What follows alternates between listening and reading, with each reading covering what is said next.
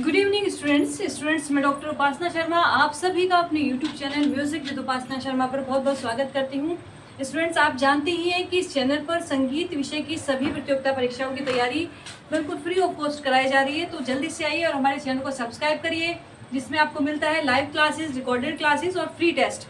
आज संडे है तो हर संडे को आपको टेलीग्राम ग्रुप पर टेस्ट प्रोवाइड किया जाता है, जिसको आप अटेम्प्ट कर सकते हैं बिल्कुल फ्री ऑफ कॉस्ट। इसमें महत्वपूर्ण क्वेश्चन की सीरीज अब देते हैं जो परीक्षा में आनी संभावित है। तो इसी श्रृंखला में स्टूडेंट्स आ जाते हैं हम अपने क्लास 42 पे। क्लास 41 में हमने बताया कि तबले के वर्ण कितने होते हैं और कौन कौन विद्वान उन वर्णों को मानता है। अब हम जानेंगे तबले के मुख्य वर्ण, जिनसे हमारे जो मुख्य बोल हैं वो बने, है ना। तो सभी जो हमारे अवनद वाद्य हैं उनमें मुख्य वर्ण होते हैं जिनसे कि बोल बनते हैं। जैसे कि पखावज में 16 वर्ण है, इसी तरह हमारे तबले में 10 वर्ण है। तो ये कमेंट बॉक्स में भी आया था कि मैडम ये वाले वर्ण बताइए हमें, क्योंकि मैंने जो इससे पहले वाली वीडियो में बताए थे वो अलग विद्वानों के अनुसार वर्ण थे। आज हम जो बात कर रहे हैं वो मुख्य वर्णों की बात कर रहे हैं। अगर मुख्य वर्णों से संबंधित क्वेश्चन आए तो आपको यही वर्ण बताने हैं। तो तबले के मुख्य वर्ण है बच्चों 10, ठीक है। और ये कौन कौन से हैं, सभी नोट डाउन कर लें।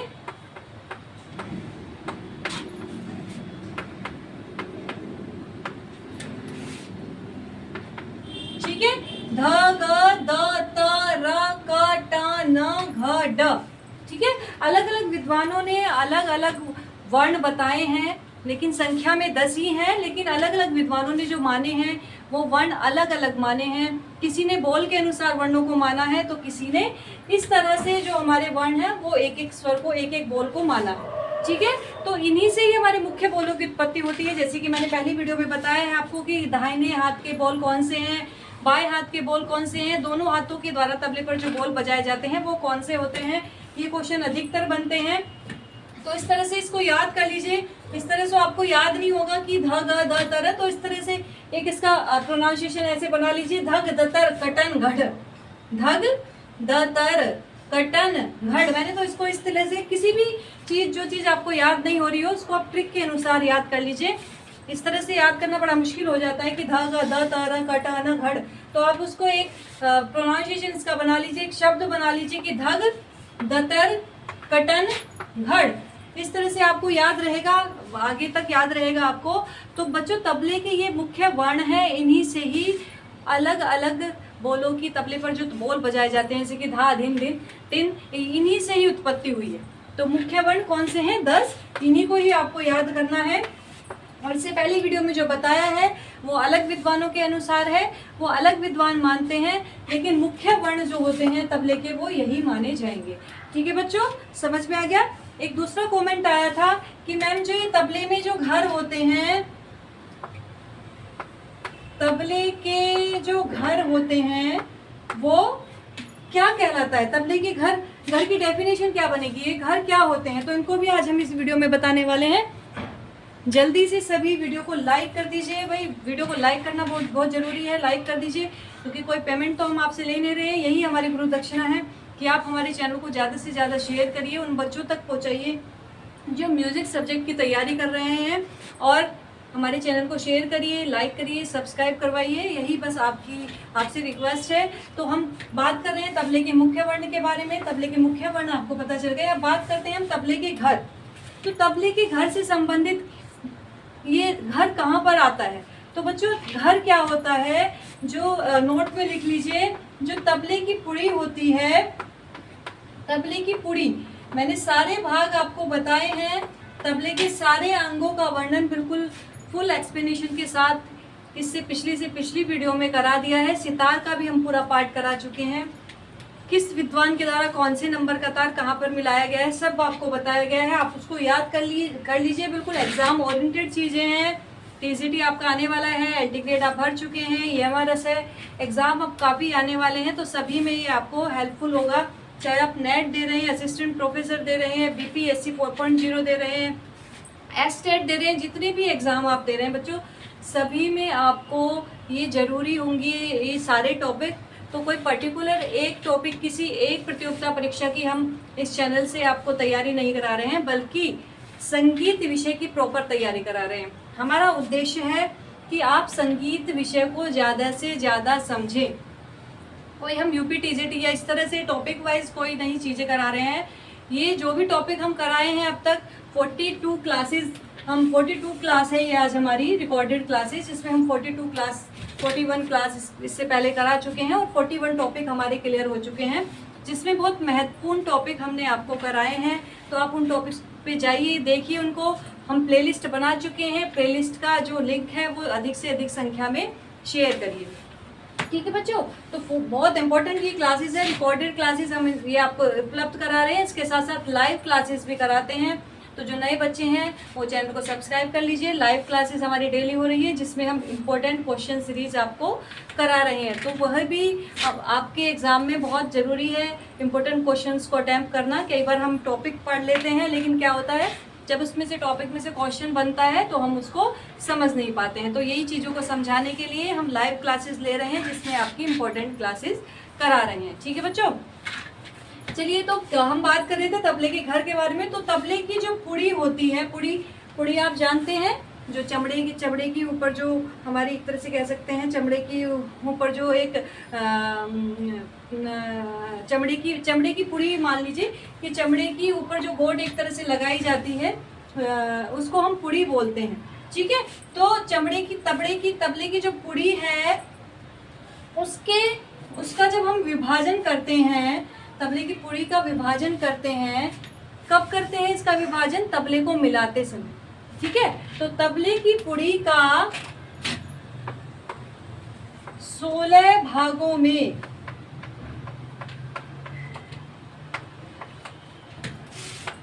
विभाजन, 16 भागों में विभाजन किया जाता है। कब किया जाता है? जब हम तबले को मिलाते हैं।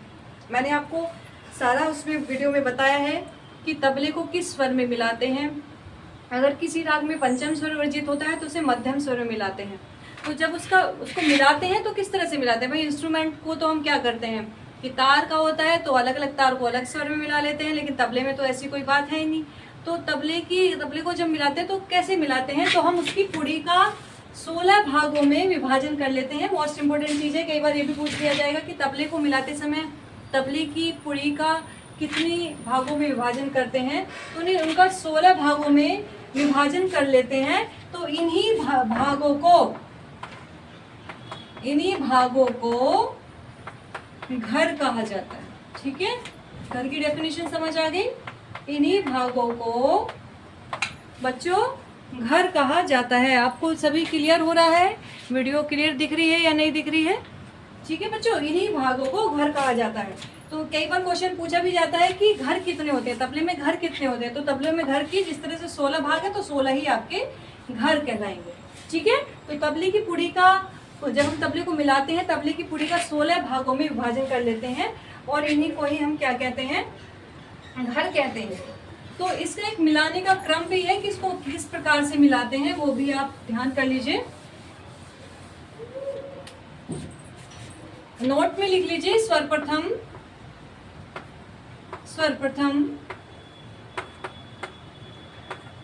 किसी एक घर को मिलाकर, सर्वप्रथम किसी एक घर को मिलाकर दाहिनी ओर से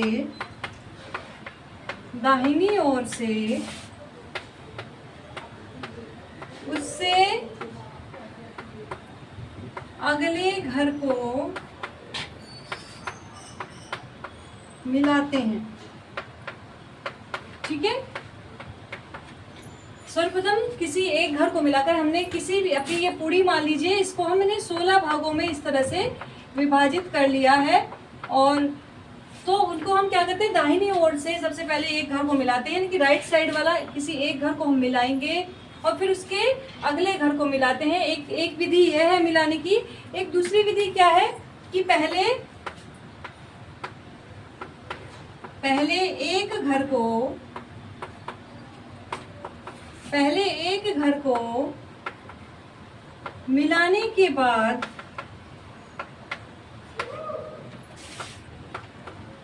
उसके सामने वाला नोवा घर मिलाते हैं। ठीक है, अगर क्वेश्चन बनता है कि भाई एक घर को मिलाने के बाद उसके बाद कौन सा घर मिलाते हैं, तो नोवा, उसके सामने वाला नोवा घर मिलाते हैं, और इसके बाद फिर पांचवा मिलाते हैं, फिर पांचवा घर मिलाते हैं, और पांचवे घर के बाद फिर 16वां घर मिलाते हैं, फिर 16वां घर मिलाते हैं।